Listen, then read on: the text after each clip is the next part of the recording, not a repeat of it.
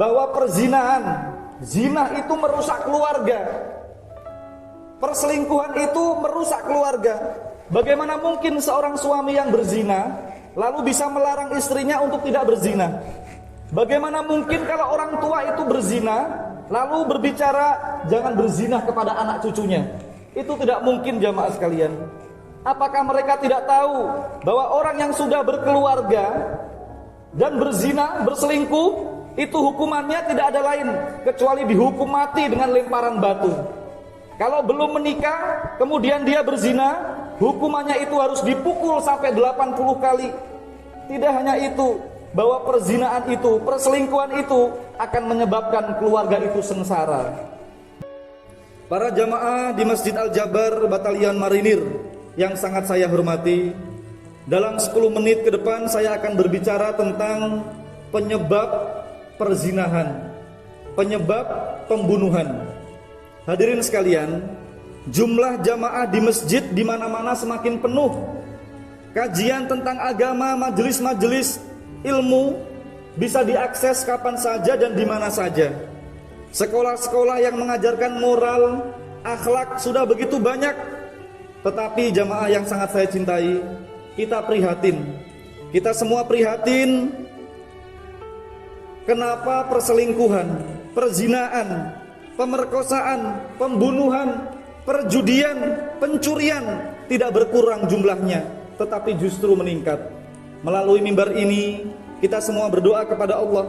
Kita semua berdoa kepada Allah, mudah-mudahan seluruh yang hadir ini, keluarga kita semua dimanapun berada, diselamatkan Allah dari dosa-dosa besar itu.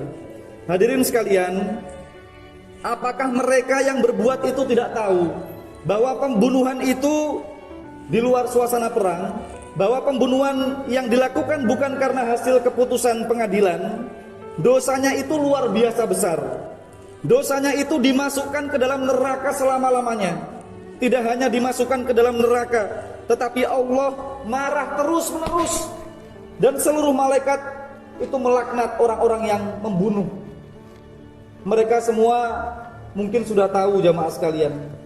Kemudian apakah mereka tidak tahu bahwa perzinahan, zina itu merusak keluarga? Perselingkuhan itu merusak keluarga.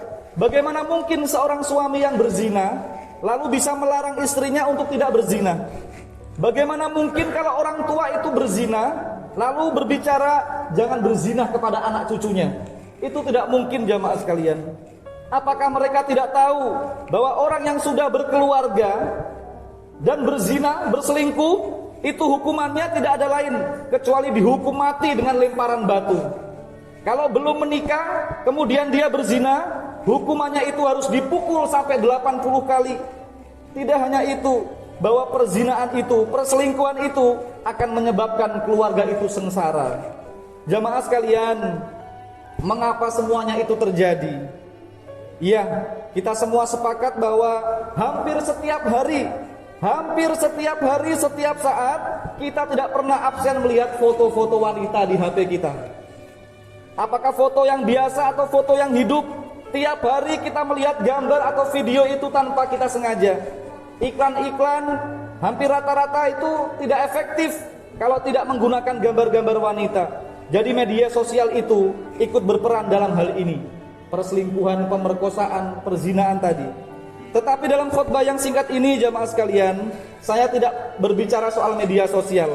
Saya tidak berbicara tentang bagaimana mereka tidak tahu tentang hukuman-hukuman itu. Tetapi saya berbicara yang saya ambil dari Al-Quran surat Al-Baqarah ayat 168. Al-Baqarah ayat 168. Bismillahirrahmanirrahim. Ya ayyuhan nas, wahai semua manusia, kulu mimma fil ardi, makanlah apa yang dihasilkan dari bumi itu, halalan thayyiban, yang halal, yang baik, wala khutuwatis syaiton, dan jangan kamu mengikuti langkah-langkah setan. Janganlah kalian mengikuti jejak-jejak setan. Innahu lakum aduwwum mubin. Sungguh setan itu adalah musuh yang jelas. Setan itu musuh yang nyata bagimu. Jadi jamaah sekalian, makanan yang haram, rezeki yang haram itu ikut mendorong makanan yang haram, rezeki yang haram itu menjadi magnet perzinahan.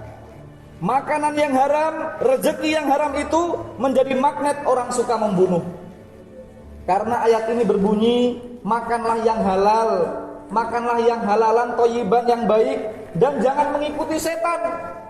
Jika menyalahi aturan itu, maka yang diikuti bukan firman Allah, bukan sabda Rasulullah, tetapi yang diikuti adalah bisikan-bisikan setan itu. Hadirin sekalian yang sangat saya muliakan, makanan yang haram, rezeki yang haram itu ada yang karena aslinya sudah haram. Misalnya babi, darah, bangkai itu sudah aslinya haram. Tapi ada juga makanan-makanan atau harta yang asalnya halal. Asalnya halal tetapi berubah menjadi haram karena cara memperolehnya itu tidak benar. Misalnya jual beli narkoba, prostitusi, perjudian, itu jelas haram. Dan siapapun yang makan hasil jual beli itu, dosanya sangat besar jamaah sekalian. Maka jangan diremehkan hal-hal seperti itu. Maka hadirin sekalian, kalau ingin membuat kue yang putih, ya perumpamaannya kalau kita ingin membuat kue yang putih, jangan menggunakan bahan baku yang hitam.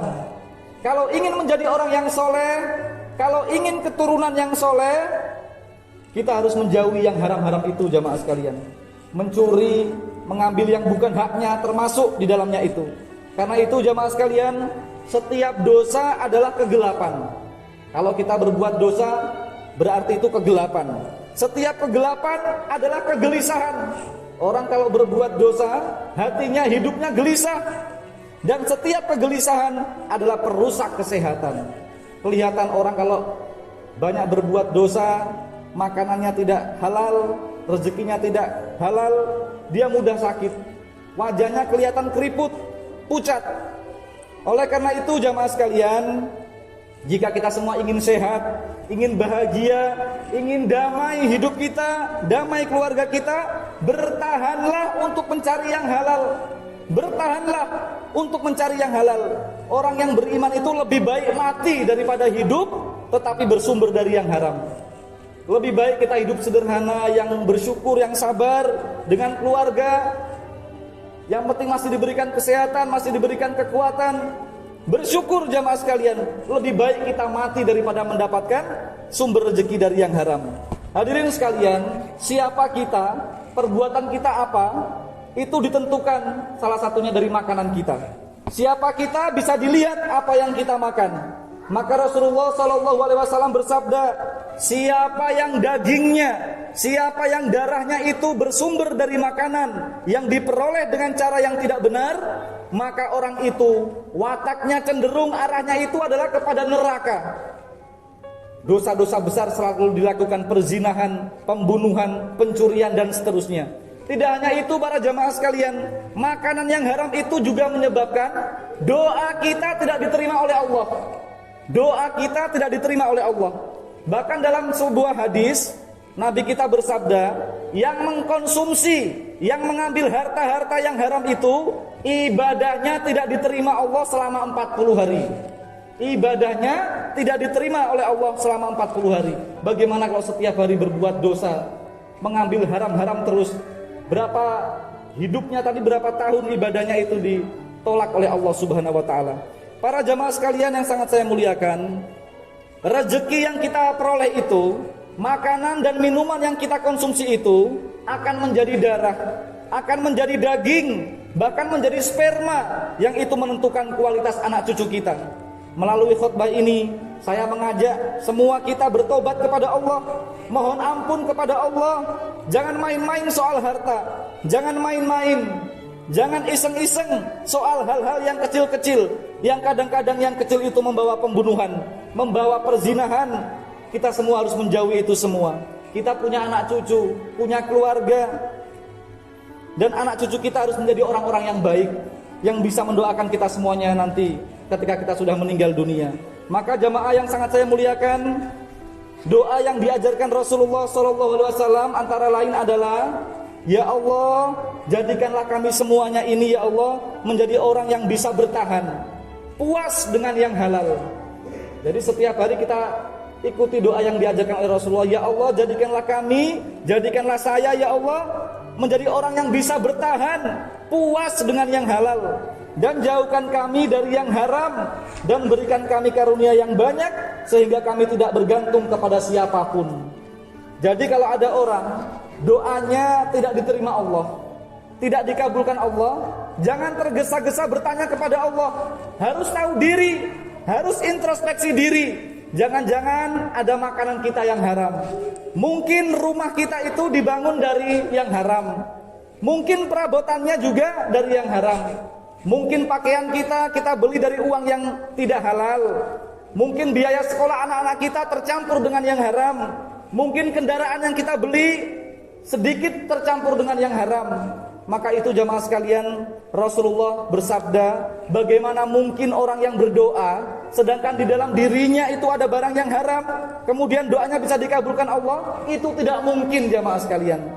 Maka mari sama-sama, kalau ada di antara kita yang hartanya masih bercampur dengan yang haram, mumpung masih hidup, mumpung masih diberikan kesempatan ini, mari kita segera bersihkan. Segera bersihkan, lalu kita istighfar jamaah sekalian, kita tobat, kita minta ampun kepada Allah. Sesungguhnya Allah Maha Pengampun, asalkan kita tobat dengan sungguh-sungguh. Mudah-mudahan Allah memberi kekuatan kita untuk menjadikan kita bersih dari semuanya itu sebelum kita semua dipanggil oleh Allah. Inilah khutbah yang saya sampaikan pada Jumat yang sangat berbahagia ini, di masjid yang indah, masjid yang bersih, yang harum ini, di Masjid Al-Jabar Batalion Marinir. Dan mudah-mudahan khutbah ini bermanfaat untuk kita semuanya. Amin ya rabbal alamin. Aqulu qouli hadza wa astaghfirullah innahu huwal ghafurur rahim. Allahumma ghfir lil muslimina wal muslimat wal mu'minina wal mu'minat al ahya'i minhum wal amwat. Allahumma lakal hamdu kullu wa lakas syukru kullu wa ilaika yurja'ul amru kullu. Wahai Allah, kami semua bersyukur Engkau masih menghidupkan kami sampai Jumat ini ya Allah. Kami bersyukur atas limpahan nikmat-Mu selama setahun ini. Semua suka dan duka telah kami rasakan ya Allah. Dan semua itu terjadi atas rencana-Mu yang pasti terbaik untuk dunia dan akhirat kami. Allahumma ya Allah, cukupilah kami dengan rezeki-Mu yang halal. Jauhkan kami dari yang haram ya Allah, seperti Engkau menjauhkan antara timur dan barat. Allahumma ya Allah, terimalah semua ibadah kami dan ampunilah dosa-dosa kami ya Allah, karena belum mampu menyembah-Mu secara benar selama setahun ini ya Allah. Allahumma ya Allah, memasuki akhir tahun ini, kami mohon kepadamu untuk berubah dari gunungan dosa selama setahun ini menjadi lautan ampunan pada tahun yang akan datang insyaallah. Allahumma ya Allah, jadikanlah kami semua ya Allah, jauhkanlah kami semua ya Allah dari kesalahan ibadah menjadi ibadah yang benar, dari sakit menjadi sehat, dari sedih dan kurang rezeki menjadi bahagia dengan limpahan rezeki, dari serakah menjadi syukur dan qanaah, dan dari maksiat menjadi taat beribadah. Allahumma ya Allah, rubahlah hidup kami dari kebiasaan buruk selama setahun ini menjadi kebiasaan yang terpuji pada tahun yang akan datang. Allahumma ya Allah, jauhkanlah kami dari khawatir menjadi tenang, dari kegelapan menjadi penuh cahaya, dari sulit menjadi mudah, dari kemunduran menjadi maju dan berprestasi, dari hina menjadi mulia, dari malas menjadi semangat, dari yang semula Engkau murkai menjadi Engkau cintai, dan dari tidak pasrah menjadi pasrah sepenuhnya kepadamu. Hasbunallahu wa ni'mal wakil, ni'mal maula wa ni'man nasir, walhamdulillahi rabbil alamin.